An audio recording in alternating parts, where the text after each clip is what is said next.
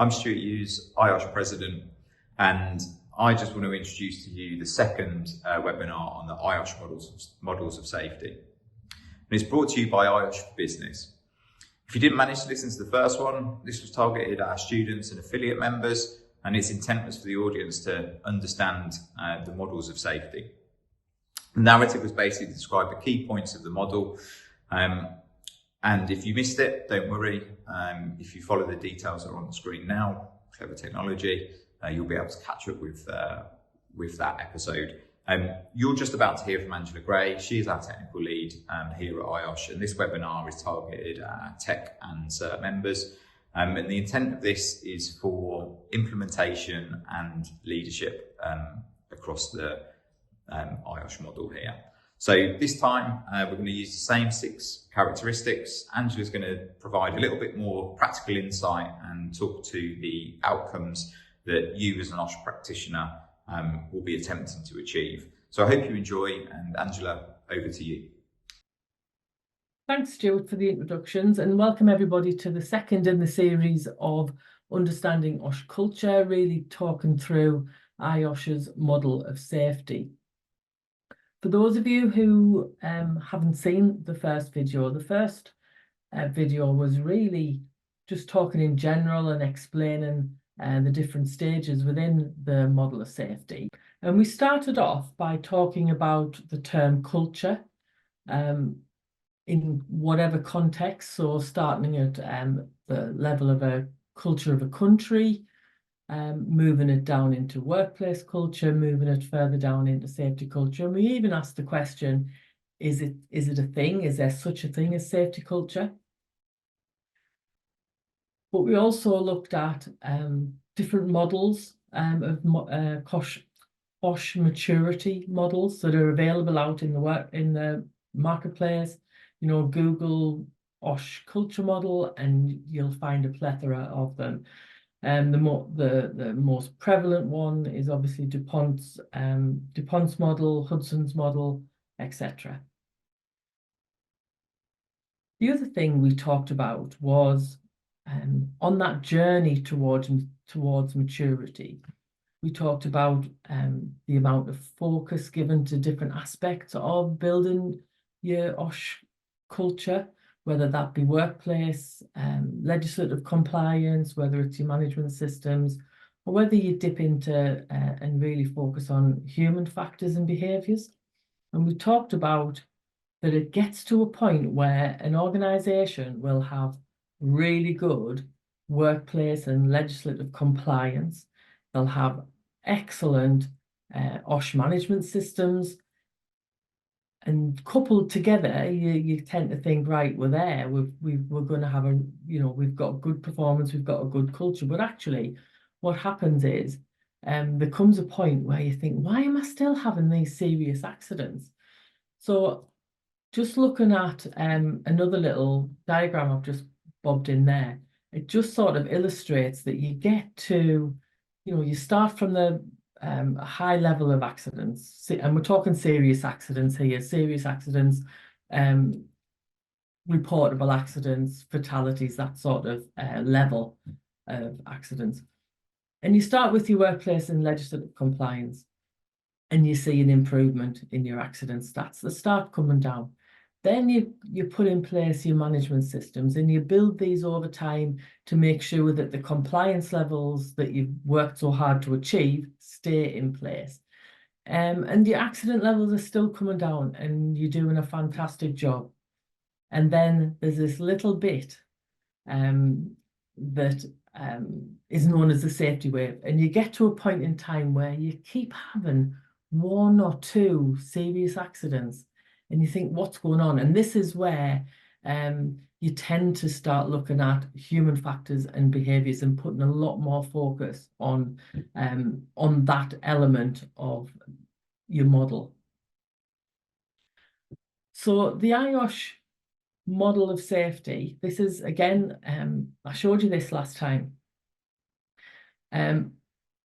We all know that safety performance, health and safety performance, and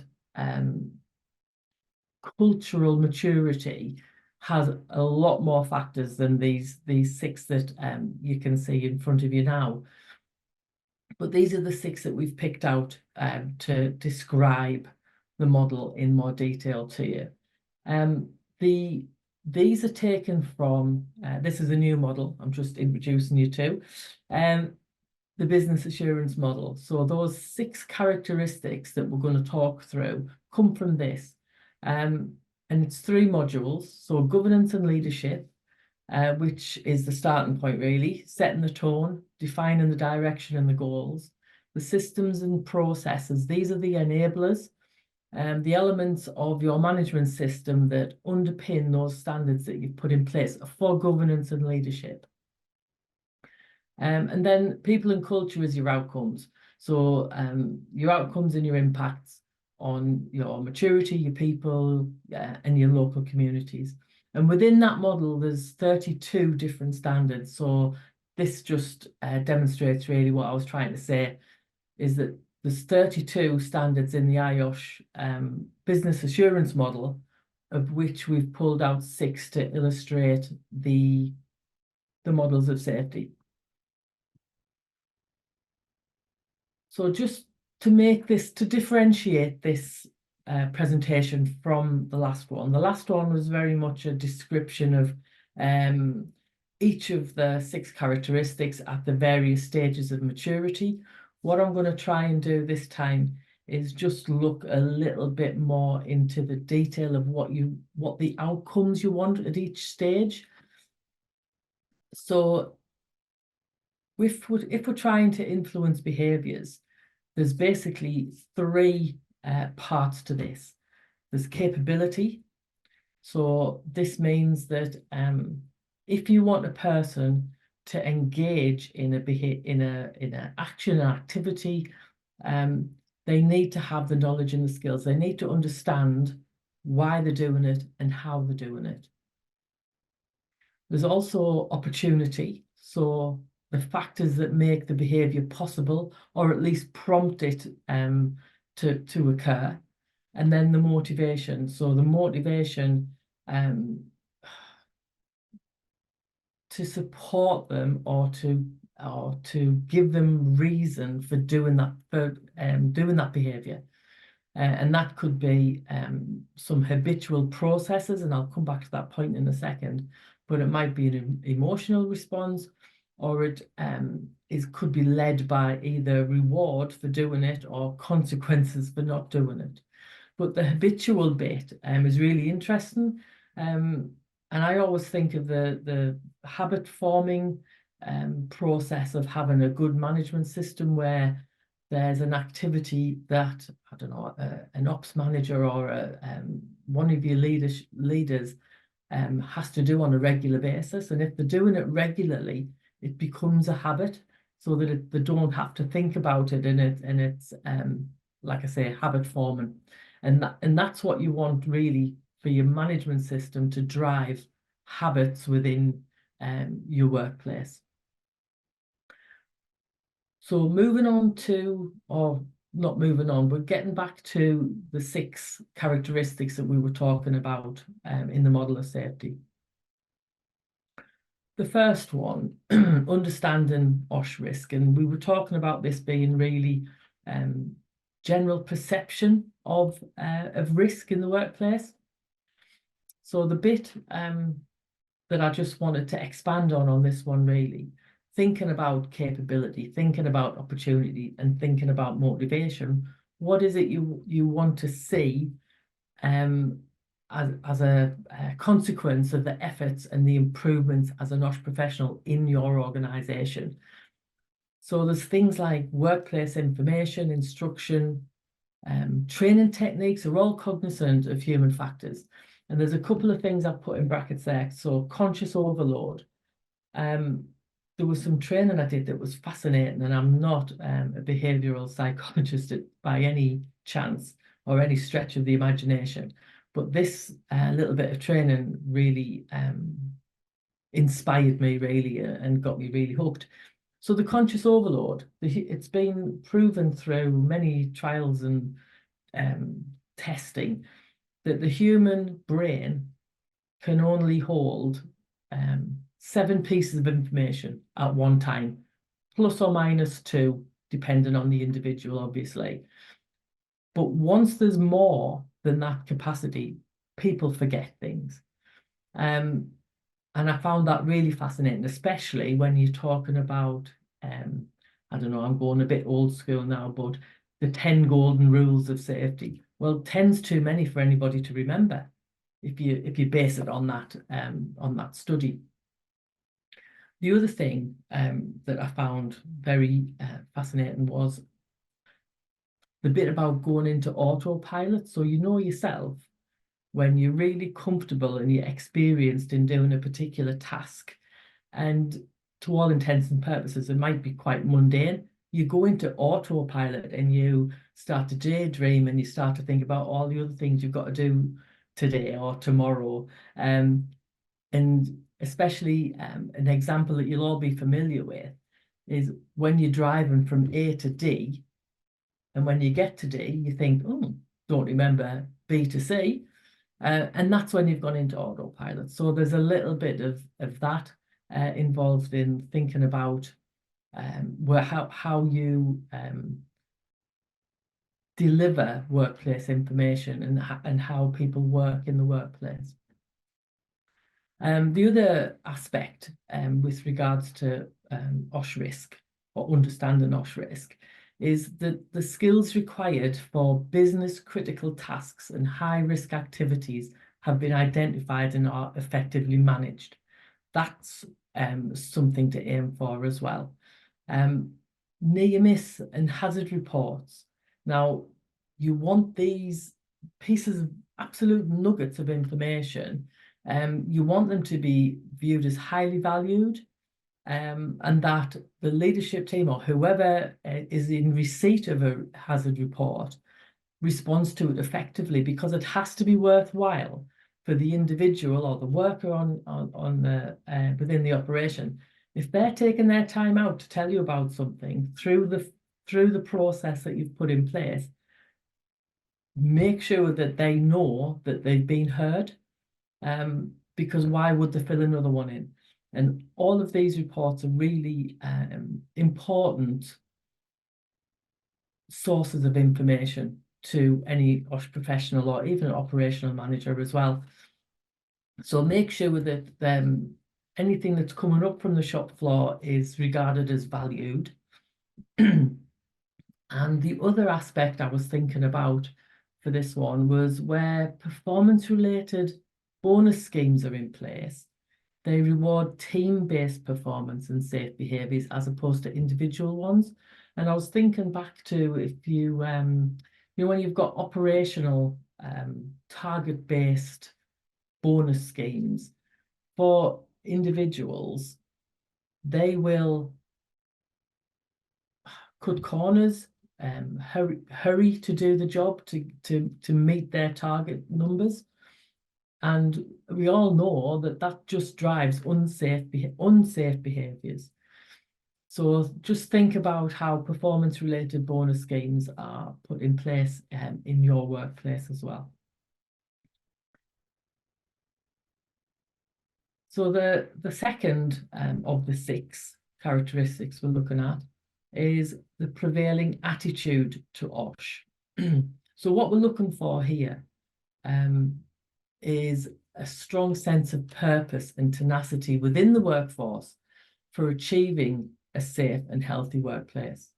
So you want your workers to be fully engaged in the programs, and even to the extent where they're consulted on improvement strategies and change proposals, particularly the ones that directly affect them in their workspace. You also want your workforce to feel really confident to challenge behaviours and attitudes or actions of others at any level, confident that what they're going to say to somebody, their observations, will be valued, and they'll be, oh, thank you for pointing that out, I didn't see that. The principle of the observer sees more is another invaluable little snippet I learned a few years ago, where when somebody's doing a task, if somebody stood behind them or to the side watching them, that observer will see more than what the person doing the task will do. So it's always helpful for that observer to point out if there's anything that could harm the person doing the work. That sounds all very nice and warm and cuddly, but the bottom line is workers need to feel confident and comfortable talking to their colleagues about the safe actions and the safe ways of working on a daily basis without comeback and without retribution. It just needs to be appreciated. So positive behaviours and beliefs are encouraged and recognised. The use of recognition events or awards need to have kudos within the workforce.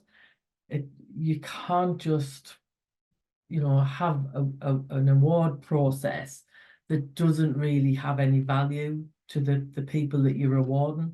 So just make sure that any like I say, recognition events or awards do have some meaning and have some strength in the message that you're trying to deliver. So the third characteristic we're going to look at now is where OSH responsibility actually lies. And if you remember from the first one, we talked about in the early days of OSH performance / maturity, it's absolutely about the OSH professional. However, what you are looking to achieve is that the OSH performance, the accountability for the delivery of the OSH performance and the cultural maturity sits absolutely with the operational leadership teams. They are accountable for creating a safe and healthy workplace. But to enable them to do that, they need to have the right skills and knowledge. Now, this should be defined in some an L&D system or within your safety management system, but it needs to be relevant to the scope and the scale of their particular role. Also, that within the safety management system, you will probably have the key activities and their responsibilities defined within it. Really clear, the check that they've complied with, and most importantly, the leadership team understand the value and the purpose of why they are doing these activities. At all levels within the leadership team, director, manager, supervisor, team leader, they should all be held to account for performance management. So whether that's through incentives, rewards, or the consequences for not meeting targets or behaving as defined within your system, whatever that is, the leadership team should be held to account for their performance. But then moving on to the role of the OSH professional in all of this, we said at the start, it's all about the OSH professional and their accountabilities, and how over time and through the maturity curve, that accountability moves to the operational teams. So what's the role of the OSH profession when the operational teams are managing health and safety in the workplace? So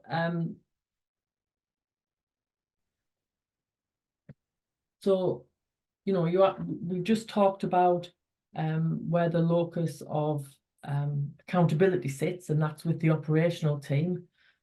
So what is the role of the OSH profession if the operational managers are looking after day-to-day health and safety management in the workplace? The role of the OSH profession through the maturity curve changes. We described it last time about how at the very start, the OSH professional is the one doing the doing. Well, what we're really aiming for is that the operational leaders have and take that accountability, take that responsibility, And what they look for in the OSH professional is information, advice. Coach me through how to do X or Y. You are there as their critical friend to help them reach the organisational goals. So you're the support that underpins what the operational leaders are trying to achieve. The safety team is going to be viewed as an enabling function, driving broader business value, and their input and involvement are actively sought. That is the goal. That is what we're looking for. So if we just move on now to leadership behaviour, what we're really looking for in that more mature organisation is that the leadership team, again, at whatever level, display real transformational leadership characteristics. They walk the talk and they take the teams with them through, and we've talked about this quite a bit, but through the thoughtful use of motivators, recognition, rewards, and incentives. And the important bit here is that, leaders are authentic and trusted by their teams.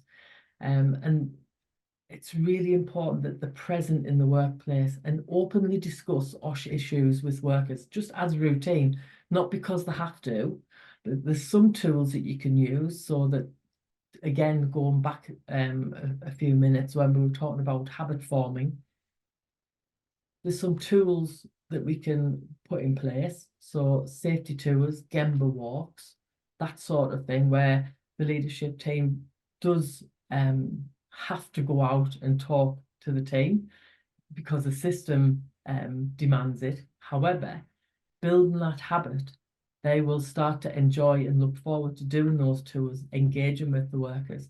Another thing is positive safety conversations. You might have heard of those. And that's, again, just a form of building a framework for leaders to talk to workers, to really understand what's going on in the workplace. Another thing that leaders might do is chair the health and safety meetings. And again, it's important that they are confident in their OSH decision making. So when they're chairing those meetings and they're talking about changes or issues that they've got within their area, they're confident that what they're talking about and the decisions they are making are good ones. And they will always check in, if you like, with the safety professional if there's any doubt. And the final characteristic that we're going to just look at again is the management system intent. So we talked about the management system initially needing to be quite directive, quite specific in the early days of maturity, where you are having to describe exactly what people need to do and why. But what you're looking to build on and develop your management system over time is to make sure that you've got a really sensible and proportionate approach to the OSH management. You want to make sure that your controls have a direct or directly proportionate to the risk potential that they're trying to address. And what you see too many times is that an OSH management system starts, we've got the foundations of it, and then over time, every time there's a different type of incident, there's another control goes in, or another procedure or another process, and it just builds and builds and builds to the point where your management system is just burdensome, and it's disproportionate to the risks within the organization. So it's really important that the safety management system is critically maintained and that it evolves in line with your maturity levels as well. The consistency of a good management system, also the benefit of it is it enables ease of cross-working or transfers of people between sites and functions. That for me is one of the most important bits. When you have your management system that is, yes, I know that you need to have local controls, and there's some specifics in there for whichever site you're at. However, the core elements of your management system should be absolutely the same across all of your organization. And that just eases the learning and the compliance to it when either workers or managers move or transfer to different sites. So it's important that you've got the core of your management system consistent across the whole organization with your local variation. But the most important point from this element is just keep it simple and keep it relevant and keep it fresh. So that's it. That's all 6 of the characteristics of the IOSH model of safety. Gone through in a little bit more detail this time, but again, if any questions, please get in contact. The information will be available on the screen later. And I look forward to seeing you all at the last of the third, so the third webinar in the series, which is a live webinar on the 19th of March. Thank you. So there you have it. Massive thank you to Angela for giving what I'm sure you will agree was a really good deep dive into the model of safety. And of course, if there's any areas that perhaps you want some more clarity on, or you just want to get in touch with some further questions, then please feel free to do so. There'll be details on the screen again of how to do that. So thank you very much for tuning in. I hope it's been useful. I hope you found it helpful. And yeah, as IOSH President, wish you very well. I hope you stay safe and keep healthy.